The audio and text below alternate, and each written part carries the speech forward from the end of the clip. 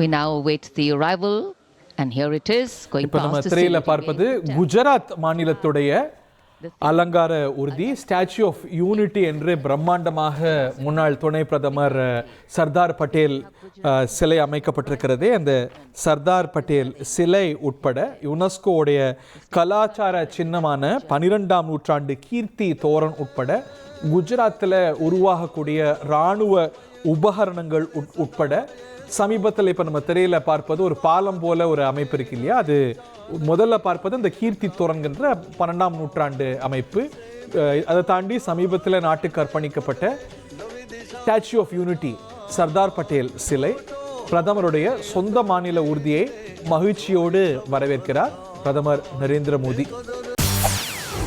செய்திகளை உடனுக்குடன் தெரிந்து கொள்ள உடனே சப்ஸ்கிரைப் பண்ணுங்க.